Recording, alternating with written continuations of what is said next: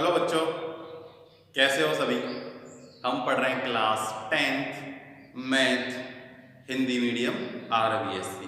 हमने अपनी 11वीं प्रश्नावली का जो पहली प्रमेय थी वो हमने अपनी पिछली वीडियो में पढ़ ली थी, जो कि क्या थी, आधारभूत अनुपातिक प्रमेय, जिसमें हमने क्या सिद्ध किया था।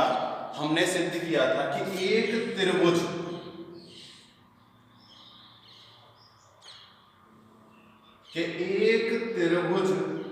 की किसी भी एक भुजा के समांतर, जैसे इस भुजा की एक समांतर ये रेखा है, ठीक है, तो ये शेष दो भुजाओं को समान अनुपात में क्या करती है, काटती है। जैसे ये ABC है तो समान अनुपात, यानी कि AB, ये कोई D है और ये कोई E है, ठीक है, तो AD बटे में DB बराबर होता है किसके, AE बटे में EC, ठीक है। याद रखना कब होगा लेकिन ऐसा ही, जब ये DE है समांतर किसके, BC के, ठीक है। तो जब एक त्रिभुज की एक रेखा के समांतर, उसी त्रिभुज में अगर कोई एक दूसरी रेखा उसके समांतर है, तो बची कुछ जो दो साइड है ना, दो भुजाएं हैं, उनको समान अनुपात में विभाजित करती है। इसीलिए इसका नाम क्या है, आधारभूत समानुपातिक प्रमेय।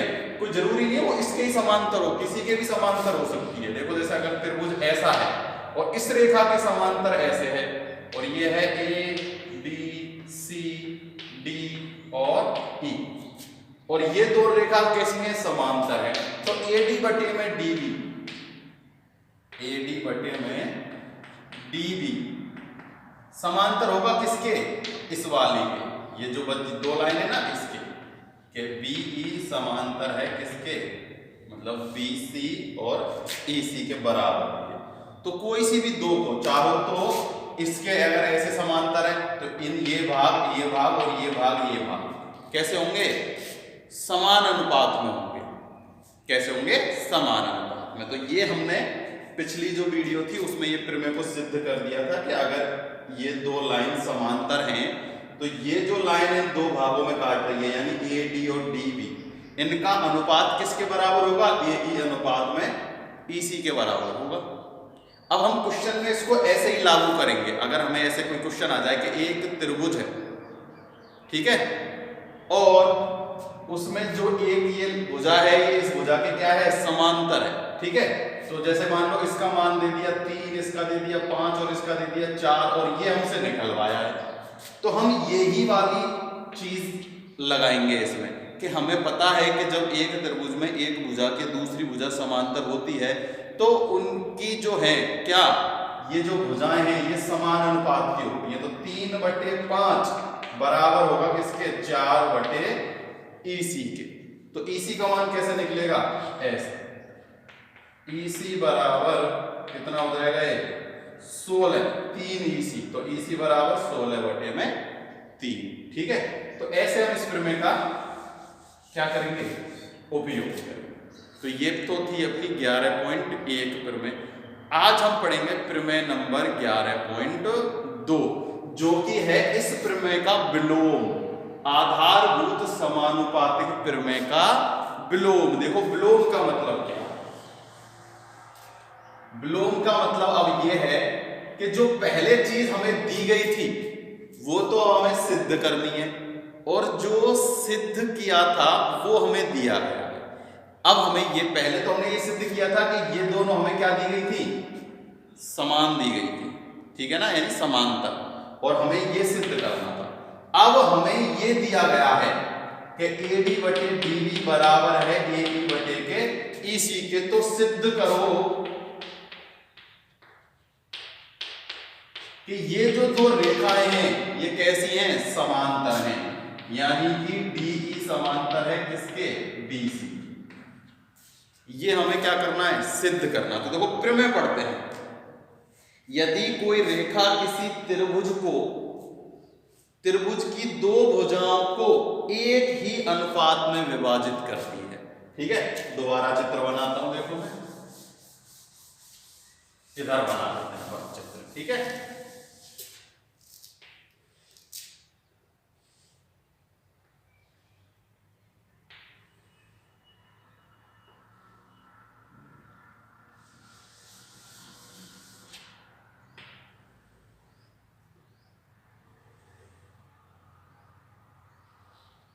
ये एक त्रिभुज है ए बी और सी।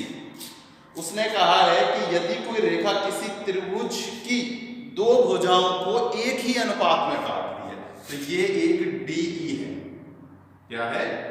डी और ई, जिसे हम नाम दे देते हैं एल। ये रेखा है एल, तो ये इन्हें समान अनुपात में काटती है। किसमें काटती है? समान अनुपात में, यानी कि दिया हुआ है।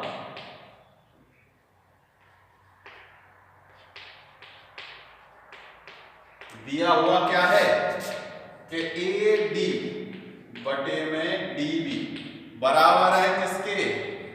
ए ई बटे में ई सी। ये तो हमें दिया गया है, ठीक है। और हमें जो अब प्रूफ क्या करना है, विभाजित करती है तो वह रेखा तीसरी भुजा के समांतर होगी। तो हमें सिद्ध करना है। क्या करना है? सिद्ध।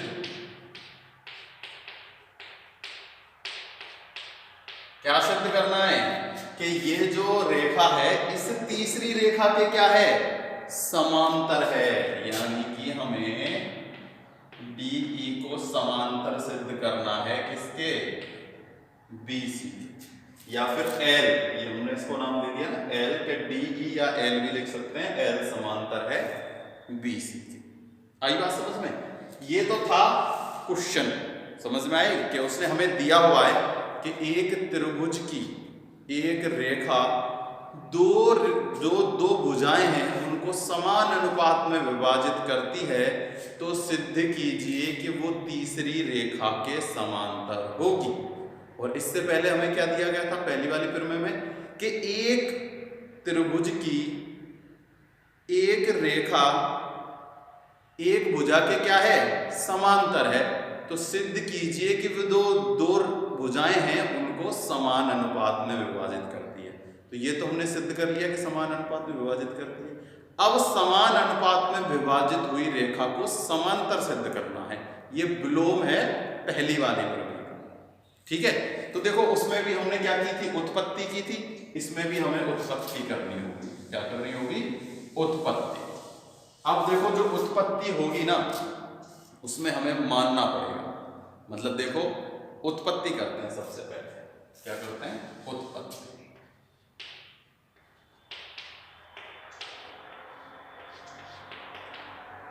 देखो हम मान लेते हैं, क्या कर लेते हैं? मान लेते हैं कि ये जो DE रेखा है ना ये इसके समांतर नहीं है। अभी हमें सिद्ध तो ये करना है कि DE क्या है? समांतर है रेखा। हम मान लेते हैं कि माना DE समांतर नहीं है किसके? BC के। किसके? BC के। अब हम एक BC के समांतर रेखा खींचते हैं, ठीक है। वो रेखा होगी DF। क्या होगी? DF। इसका नाम दे दिया हमने DF, ठीक है।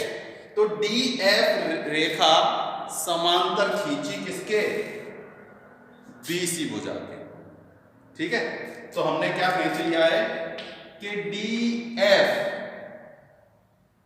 समांतर BC है। ये हमने उत्पत्ति की है अपनी तरफ से कि एक रेखा, चाहो तो लिख सकते हो, रेखा DF खींची, रेखा DF खींची जो कि समांतर है किसके? BC। किसके समांतर है? BC के। तो देखो ये तो हमें सिद्ध करना है। ये हमें दिया गया है, इसको मानो इक्वेशन पहला जो दिया गया है, ठीक है। तो यहां क्या हो गया? DF समांतर हो गई किसके? BC। आई बात समझ में? हमने ये मान लिया कि ये जो DE है ना ये समांतर नहीं है। हमें यही समांतर सिद्ध करनी है, पर एक बार हम सोचते हैं कि ये समांतर नहीं है। हम एक BC के समांतर रेखा खींच देते हैं। क्या है? D और F।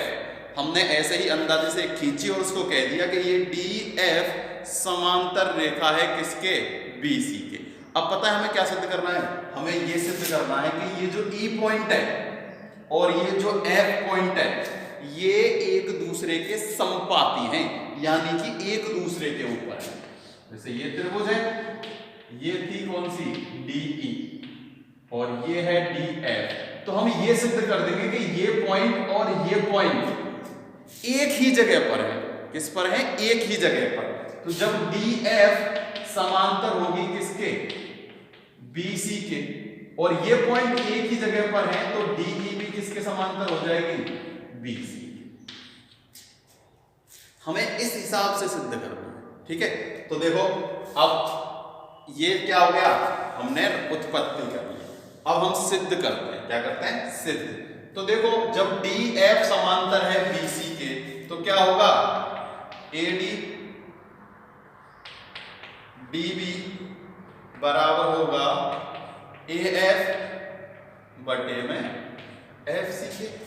आई बात समझ में, कौन सी प्रमेय से, प्रमेय 11.1 से। चाहो तो यहां लिख सकते हो आधारभूत अनुपातिक प्रमेय से। ये हम सिद्ध कर चुके हैं, जो चीज हम सिद्ध कर चुके हैं वो हम डायरेक्ट लिख देंगे। अब इसको सिद्ध करने की बैठने की जरूरत नहीं है, हमें पता है आधारभूत अनुपातिक प्रमेय से हम सिद्ध कर चुके हैं कि अगर एक रेखा दूसरी भुजा, एक त्रिभुज की एक भुजा के समांतर है तो वो दो भुजाओं को समान अनुपात में काटती है। तो ये जो DF है ना, AB और AC को समान अनुपात में काट रही है, यानी कि AD बटे में DB, AD बटे में DB बराबर होगा किसके, AF बटे में FC के। ठीक है, क्यों, क्योंकि ये दोनों कैसी हैं, समांतर हैं। और ये समांतर क्यों है, क्योंकि हमने उत्पत्ति की। तो ये हो जाएगी अपने पास समीकरण नंबर 2।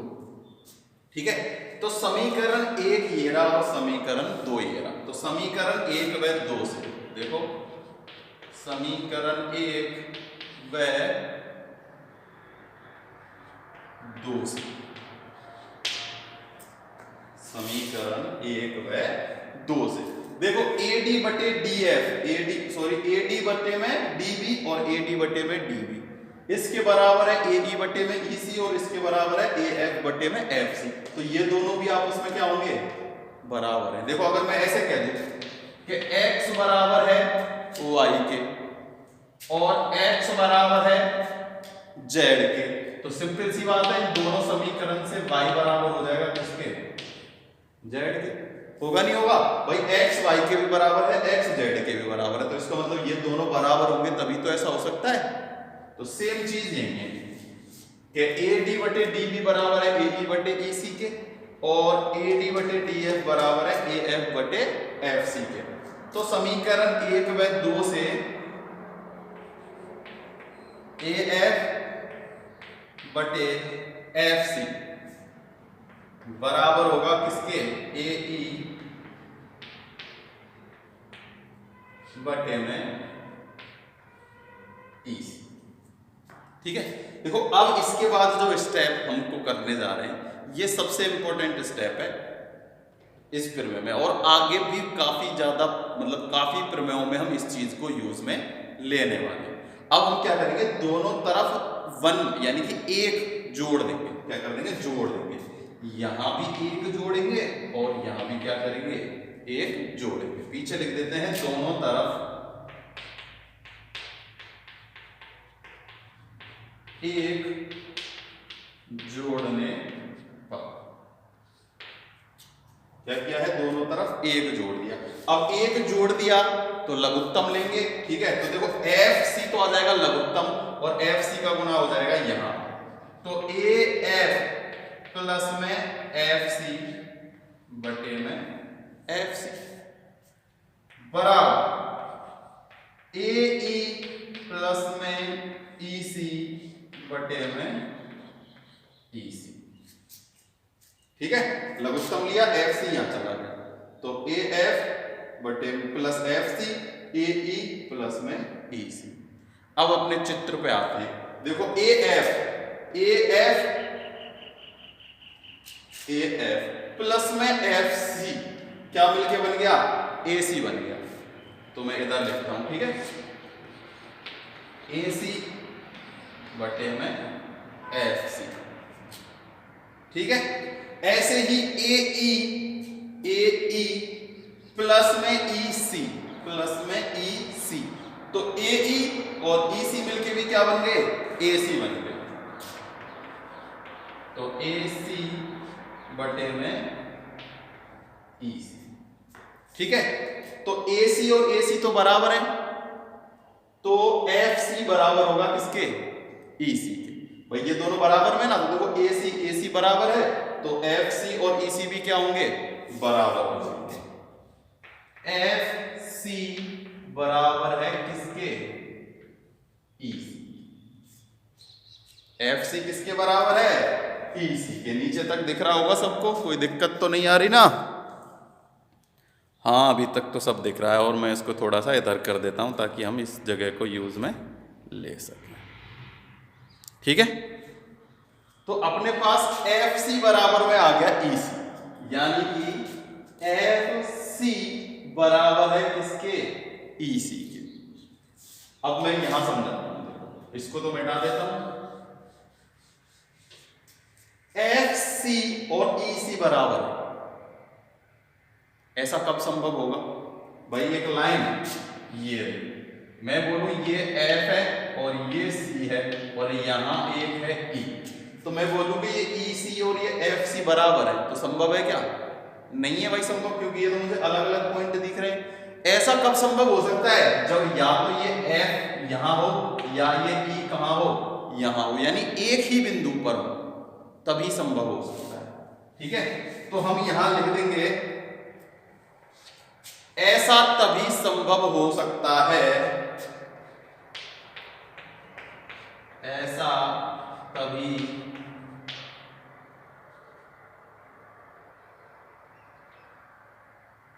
संभव हो सकता है जब F और E कैसे होंगे, संपाती होंगे। संपाती लिखना है हमें, क्या लिखना है, संपाती। संपाती का मतलब होता है कि एक के ऊपर एक बिंदु, ठीक है। तो यहां इतनी जगह है नहीं, ये चीज आप ही लिख लेना, ठीक है। देखो असली में हमें सिद्ध जो करना था वो यही था कि FC जो बराबर है ना वो EC के, क्योंकि जो हमने उत्पत्ति की थी ना, तो ये FC बराबर EC आ गया। तो यहां हमें अब क्या लिखना है नीचे, ऐसा तभी संभव है जब F और C क्या हो, संपाती हो, यानी कि F और C एक ही बिंदु पर हो, ठीक है। जब एक ही बिंदु पर होंगे ये दोनों, ठीक है, तो इसका मतलब क्या हो जाएगा, बराबर हो जाएंगे। हमें देखो जो सिद्ध करना है वो काम हो जाएगा कि FC बराबर है EC के, और हमने यहां लिखा था कि DF समांतर है किसके, BC के, ठीक है। तो इस F की जगह मैं यहां क्या लिख लेता हूं, DE समांतर BC के होगा, क्योंकि F और C तो एक ही बिंदु आ गए। अब यहां से कि F और C एक दूसरे के क्या हैं, संपाती हैं, एक ही बिंदु पर हैं। तो एक ही बिंदु पर है तो मैं F की जगह E लिख सकता हूं आसानी से। जब DF समांतर है BC के, तो DE समांतर BC के होगा ही होगा, ठीक है। अब देखते हैं आपके इसमें क्या लिखा हुआ है। यही लिखा हुआ है कि DF तथा BC के समांतर है, यह तभी संभव है जब F E के संपाती है, अर्थात F व E एक ही बिंदु हैं। तो DF व DE क्या है, एक ही रेखा है, क्या है, एक ही रेखा है। तो हम यहां ऐसे और लिख देते हैं कि DF व DE एक ही रेखा है ना, अलग अलग नहीं, एक ही रेखा है। तो DF की जगह हमने DE लिख दिया और सिद्ध कर दिया कि जो DE है वो समांतर होगा किसके, BC। फिर से देखो, सबसे पहले प्रमेय को समझते हैं कि प्रमेय क्या कह रहा है।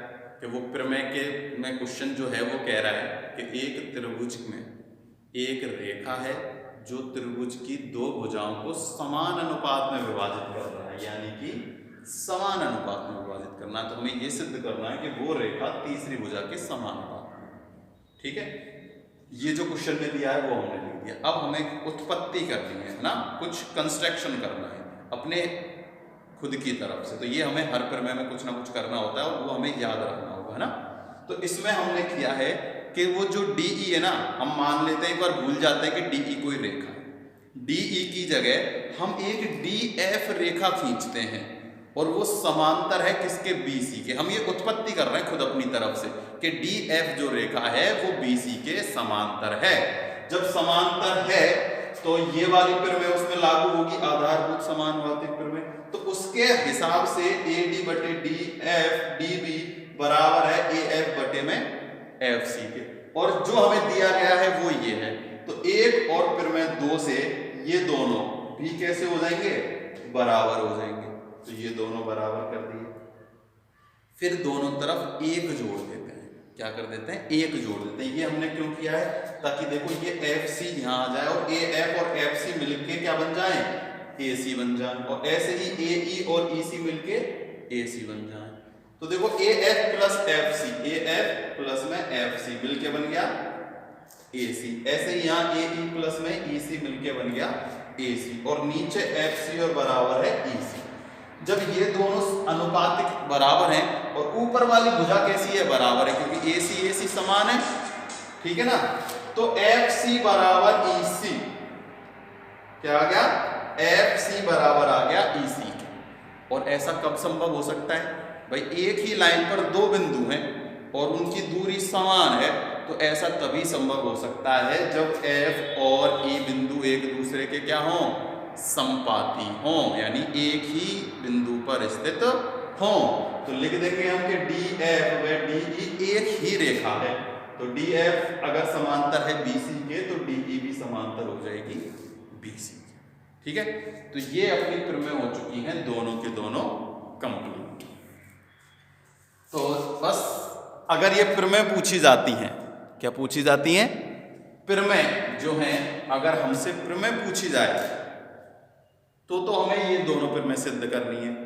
और जब भी इनका क्वेश्चनों में इस्तेमाल होगा तब हमें केवल ये जो चीज है जो हमने सिद्ध की है, इस वाले में तो हमने ये सिद्ध किया है और उससे पहले वाले में हमने ये सिद्ध किया।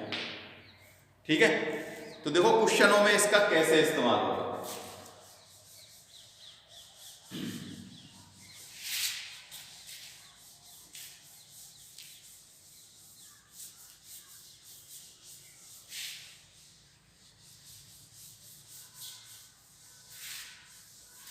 जैसे मैंने आपको थोड़ी देर पहले बताया था ना कि देखो अब ऐसे हमें त्रिभुज दे दी जाएंगे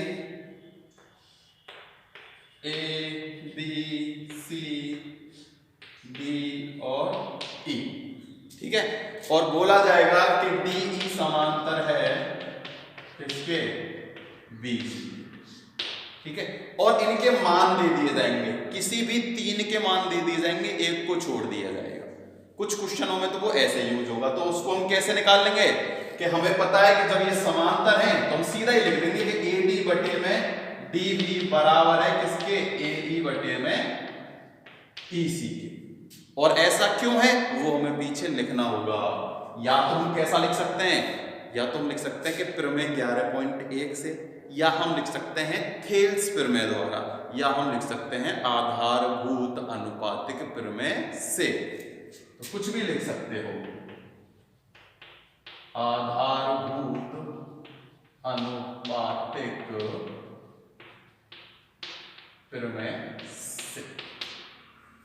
ठीक है, तो ये हो जाएगा। फिर जो भी मान दिए गए 3 के मान रख लेंगे, 1 का मान हम आसानी से निकाल लेंगे। ठीक है, और कुछ में वो जो दूसरी वाली प्रमेय है उसका इस्तेमाल होगा। तो इसमें उदाहरण से हम स्टार्ट करेंगे, लेकिन अपनी नेक्स्ट वीडियो। ठीक है, आज के लिए केवल इतना ही है, और अगले जो वीडियो आएगी उसमें अपन एग्जाम्पल करेंगे और सब कुछ क्लियर हो जाएगा कि इन प्रमेयों का हम इस्तेमाल कैसे कैसे करेंगे। ठीक है ना, आज के लिए इतना ही है। Thank you.